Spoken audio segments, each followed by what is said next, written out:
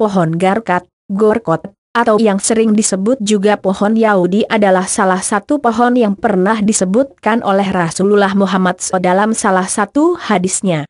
Pohon ini digadang-gadang menjadi satu-satunya pohon yang bisa dijadikan tempat berlindung oleh Yahudi ketika perang dengan umat Islam. Hadis itu berbunyi sebagai berikut.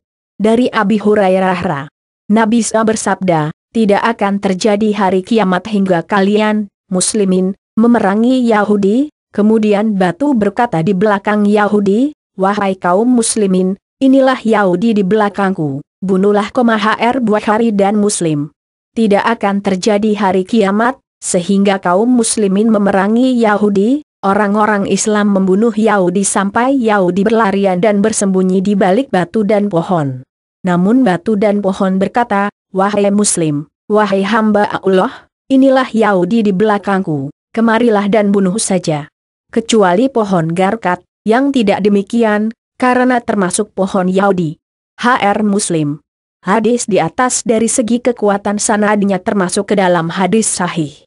Oleh karena dewasa ini orang Yahudi, entah itu sebuah bentuk ketakutan atau sebagai antisipasi kalau hadis ternyata memang benar, mulai berlomba-lomba menanam pohon garkat di berbagai tempat di negeri yang mereka jajah Palestina. Akan tetapi kebanyakan dari kita belum mengetahui atau bagaimana bentuk pohon garkat.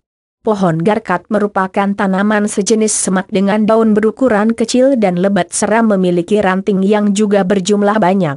Pohon ini memiliki duri yang keras dan beracun, tinggi pohonnya sendiri biasanya mencapai 1-2 meter, namun ada yang melebihi. Bagian akarnya mengeluarkan duri dan bulu khususnya pada bagian ujung. Daunnya berbentuk seperti sendok kecil berwarna hijau segar. Biasanya sekumpulan 3 daun dilengkapi dengan duri-duri di sampingnya. Untuk bunganya sendiri berwarna putih kebiru-biruan, dan buahnya berwarna merah atau oranye serta memiliki rasa seperti tomat ketika dimakan. Di balik misteri pohon garkat, ternyata pohon ini masih memiliki khasiat untuk kesehatan seperti dapat mengobati penyakit sulit buang air besar dan untuk mengobati penyakit kuning. Bahkan seekor unta yang sakit pun akan mencari dan mendatangi pohon ini untuk dimakan.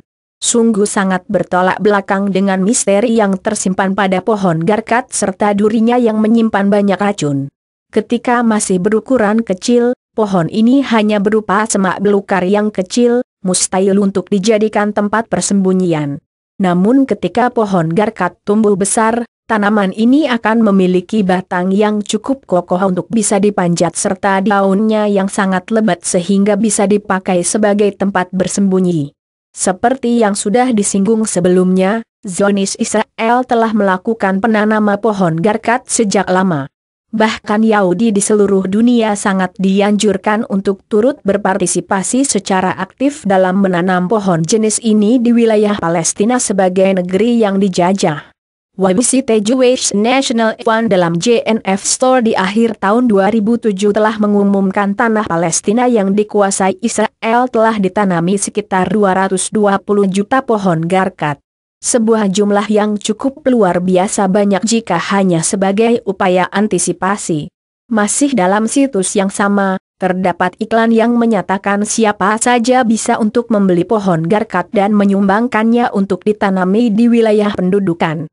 Satu batang pohon dihargai $18 AS, dan jika membeli 2 akan diberi harga $36 AS serta bonus 1 batang pohon lagi.